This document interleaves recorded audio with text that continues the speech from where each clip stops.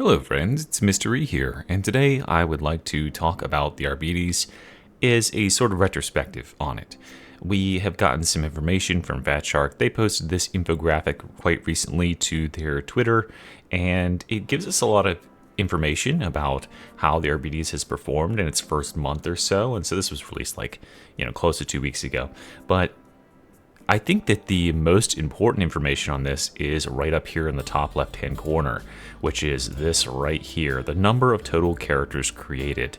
And you saw that I had my calculator open as well, because what we're going to be doing today is using this information here and extrapolating it and trying to figure out how successful this little venture was for Fatshark. I think that that is going to determine the development of Darktide going forward. And I've got a couple of different alternative theories on how they might manage their windfall here, which, we'll go ahead and calculate it in a second here. But I do want to stress that I don't think that Fatshark is like a corporate greed motivated company. I don't think their CEO, whoever that is going to be getting a big bonus. Maybe everybody gets a small bonus out of this, but I think more likely that they'll reinvest this money, or at least I hope they will, in either developing Darktide or developing their next big project, which we've all heard rumors is being developed in Unreal Engine 5. So let's go ahead and do a breakdown here on how much the Arbidies DLC earned Darktide, or earned Fatshark roughly. We can see this number up here, which is 400,000 more or less total characters created. Now, you could make the argument that some people may have created more than one character.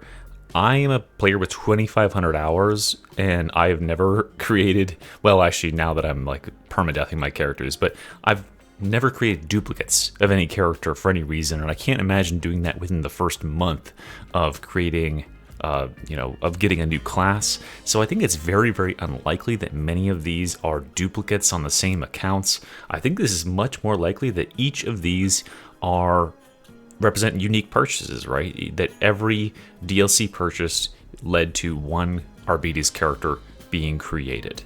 So I know there could be some fudge room in there, but let's just go ahead and assume that for the sake of the argument. So this is about 400,000.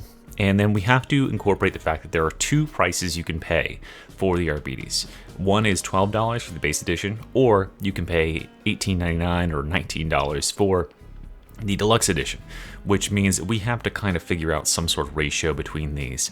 I looked around in the Morningstar and kind of thought about it a little bit, and I feel like my experience is roughly 1 in 5 players seems to have the deluxe edition DLC. Maybe that's just selection pressure because those players are still playing after a month, but I don't think it's too much less than that. I think that there's a pretty good proportion of people out there who grab that deluxe edition.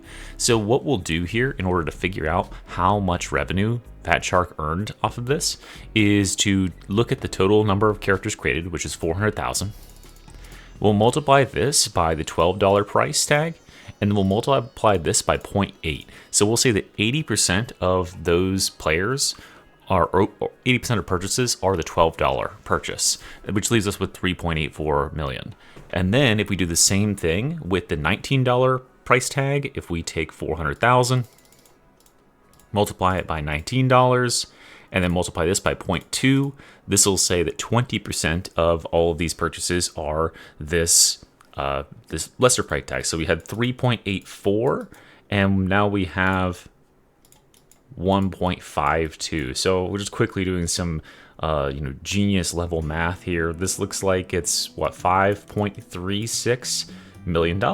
So a pretty nice haul, right, for the DLC to bring in for Fatshark. Now Steam is going to take a portion of that, I think. I don't really know exactly how that works, but they're getting a good payday out of this. And this is the thing that I really want to focus on here, which is up to this point, Darktide has been basically running on fumes. They've been developing the game based on the initial investment of everyone purchasing the game.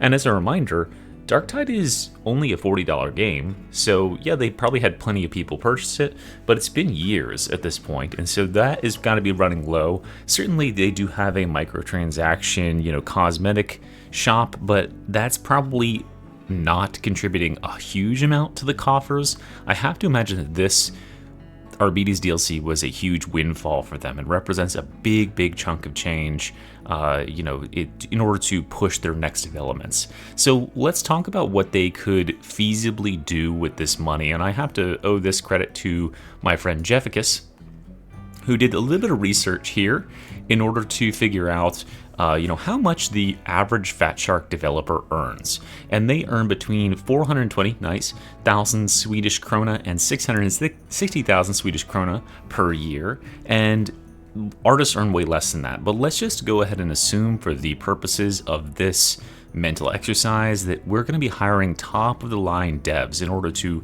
help develop the current projects or push future projects. So if we convert these 660,000 Swedish krona, we're looking at roughly, and thanks again to Jefficus here, $67,517. We'll just say $70,000, which seems low for a developer, right? But you have to remember that this is not America, right? This is not America where it's hyper cutthroat and like not having money is like the end of your existence. Plenty of things in their public life are like subsidized, so like utilities and things like that are subsidized by the government. So this is honestly a pretty decent payday, and then you also have to consider the fact that they get 3 months or more or less off every year for vacation. So this is honestly pretty nice if you take those things into consideration. So this is what they're earning, and we can do some math, and we now know that our overall payday is roughly this, right? Oops, let's delete 10. That's how much money we have in the coffers to work with thanks to the Arbidies DLC, and we can just divide that by 70,000. And this would say that we could hire 76.5 of the absolute top paid devs to work for 1 year with this much money. We would spend all the money, right? But we would have 76 extra devs. And I believe that Fatshark is like a small to medium sized dev company. I think they're like in the 100s, like the low to middle 100s in terms of total employees. So actual game devs and high paid ones, these are the top of the line, like the highest paid within their roster, earning this much. We could get 76 of them, which would be huge. But I think this is only for 1 year, right? You'd want to divide this over a couple of years. So if we just divide it by 3, we could look at more or less 25 and a half devs that we could employ for 3 years to work on a given project. That's more than enough time to see out many new releases within Darktide, or perhaps even push their next project to release or to fruition. The decision is up to them, right? I have to imagine that there will be some sort of bonus for everyone that worked on this, of just like a couple $1,000s or whatever, a nice take-home bonus for a good successful release. But it wouldn't overall cut into the budget that you'd have here. And so what decision would you make? I wonder, if you were in charge of Fatshark and their finances from here. There's a couple of different options that I wanted to kind of explore, and one would be to take this payday and just divvy it up between everybody at the at the development company at Fatshark, and be like, hey, good job guys, we did a great job this year. Here's a nice big bonus for a little bit for every one of the 100+ people that work there, which would be very nice.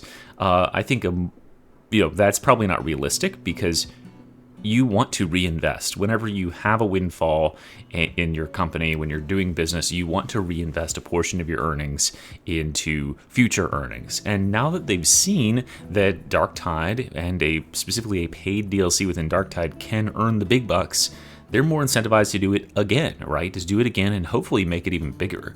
And there's plenty of other sort of class possibilities or weapon possibilities, all sorts of things they could be selling the player base outside of the cash shop, the cosmetic shop they've had so far. I think hopefully this is showing Fatshark that there is a very untapped well of people out there, myself included, who would pay for quality content like this. And what I'm really hoping is that they're seeing a return on investment for the time spent with Darktide, because they could reinvest in Darktide. They could take a portion of this and reinvest it in Darktide, a portion go to their employees, and then just get the new content out faster by hiring new dev teams and stuff like that. Or they could take all that money and basically just put it into their next project. Say, hey, Darktide is self-sufficient, and just go on to the next thing and have Darktide run on the existing currency that it has. But I think if I was in charge of them, I would reinvest in Darktide. I'm not just saying that because I like Darktide. I want, Fatshark to be successful wherever they go, but I think it would be much smarter to realize that you've got something going here. You hit it big with your first DLC class. You could do it even better next time with, more press, with perhaps an even more known property, because Arbides is popular, I guess, as it is now, because it's got a pet and all that stuff. I think there's more popular entities and properties in the 4K universe that would fit within the game. A ton of players asking for, Tech Priests or Skitarii or Sisters of Battle. All those things would draw huge numbers. And I think that getting that out sooner means you get another payday like this even sooner. And then you can just, again, take a little bit off the top, give it to all the employees, and then reinvest and continue that cycle ad infinitum. So that's what I'm really hoping today, guys. Let me know what you think, Fatshark will end up doing down in the comments. I just wanted to kind of run this by you guys because I thought this was really impressive. 400,000 roughly sales of this DLC. I guess that makes sense, right? Because when I was looking at the Steam numbers, which is only a portion of the overall numbers, thanks to Xbox and PS5 players, right?